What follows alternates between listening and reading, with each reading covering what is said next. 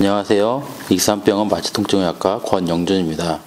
오늘은 진정치료에 대해서 말씀드리겠습니다.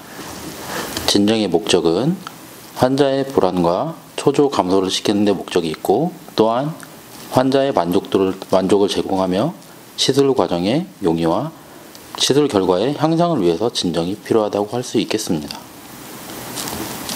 무엇보다 진정의 단계는 총 6단계로 구성되어 있고, 0 정도는 전신마취, 즉 어떠한 외부 자극에도 전혀 반응하지 않을 때, 5 정도는 최소 진정으로 일반적인 구두 명령에 즉각적으로 반응할 때를 나타낸다고 할 수 있겠습니다. 진정 전에는 환자 평가가 꼭 필요하다고 할 수 있겠습니다. 무엇보다 과거력을 잘 알아야겠습니다.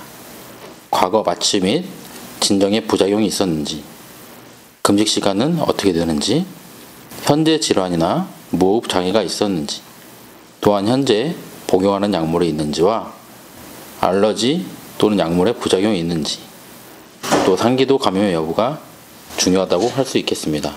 또한 신체 검사로 활력 징후, 기도 상태, 심혈관계 건강 이상 유무, 그 다음에 신경계 의식 수준이 꼭 신체 검사에 들어간 항목이라고 할 수 있겠습니다. 진정을 하기 전에는 진정 동의서가 있어야 합니다.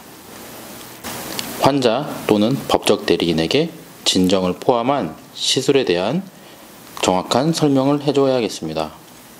시행자는 동의서 또는 의무기록에 진정 치료의 목적과 효과, 예상되는 위험 및 합병증, 주의사항 및 가능한 대안에 대해서 충분한 설명을 남기고, 환자의 상태에 따른 추가적인 위험을 추가로 설명해줘야겠습니다.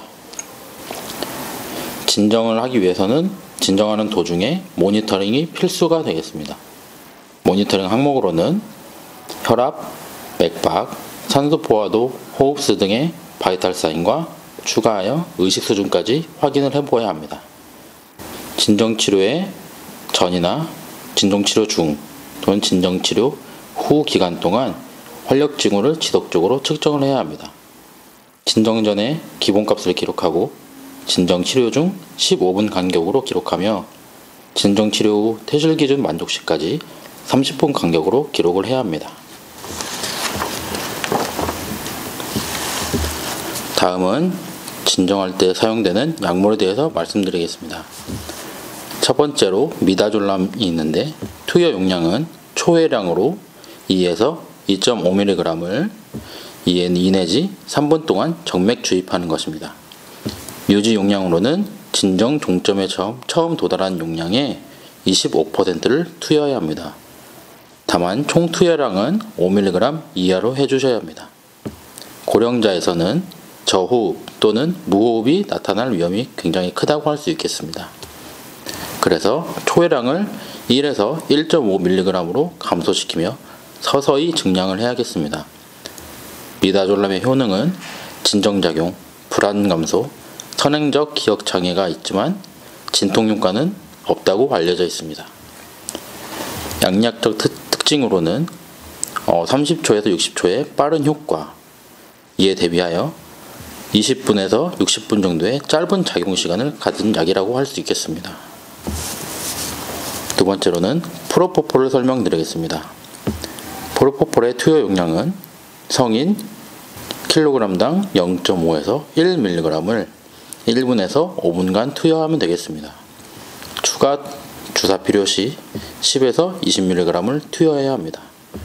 효능으로는 진정, 항구토 효과, 숙취가 없다는 장점이 있지만 프로포폴도 미다졸람과 같이 진통 효과는 없는 것으로 알려져 있습니다. 양약적 특징으로는 20초에서 40초의 빠른 효과, 매우 짧은 작용시간, 용량 의존성으로 호흡 억제, 심혈관 기능 억제가 발생할 수 있으므로 주의해야겠습니다. 또한 데드오일이나 난황, 레스틴 등의 함유가 있는 음식물에 알러지가 있는 환자들은 사용을 해선 안 되겠습니다. 케타민은 투여 용량으로 kg당 0.2에서 0.8mg을 1분에서 2분 이상 정주해줘야 합니다. 필요시 5분에서 10분마다 kg당 0.25에서 0.5mg을 정주해 줘야 합니다. 미다졸람 등과 다른 약 등과 함께 투여 시에는 감량을 시켜 주어야 합니다. 효능으로는 진정작용, 해례성 마취, 또한 진통 효과가 있지만 단점으로는 각성 시의 선망과 악몽을 꾼다는 단점이 있겠습니다. 양약적 특징으로는 1분 이내에 빠른 효과, 10분에서 15분의 작용 시간이 있으며 반복 투여 시에는 이 작용 시간이 연장된다고 알려져 있습니다. 호흡 억제는 미미하고 심혈관 기능을 비교적 잘 유지하는 약물이라고 할 수 있겠습니다. 진정작용 약물의 합병증과 이에 대한 대처에 대해서 말씀드리겠습니다.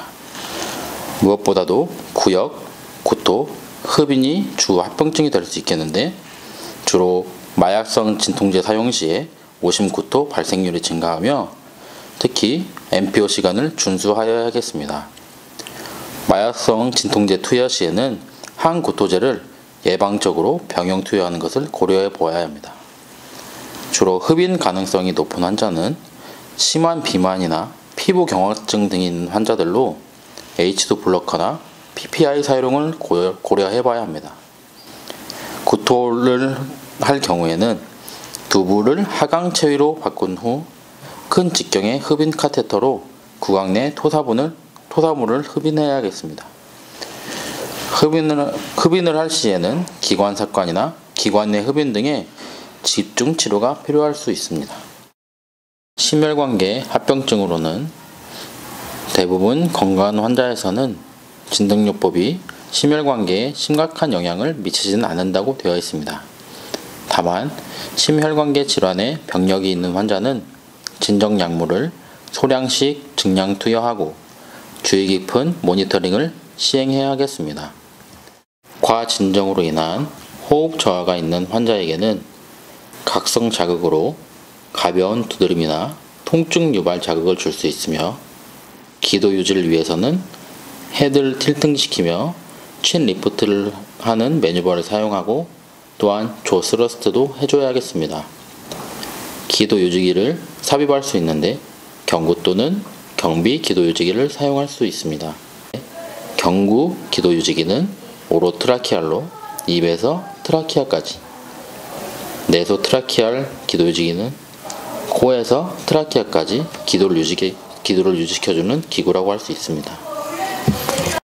산소 투여를 할 경우에는 비강 캐뉼라나 산소 마스크를 사용할 수 있습니다. 이러한 방법을 사용했음에도 호흡 저하가 지속될 경우에는 마스크 환기를 시키거나 응급으로 기도삭관을 할 수 있습니다.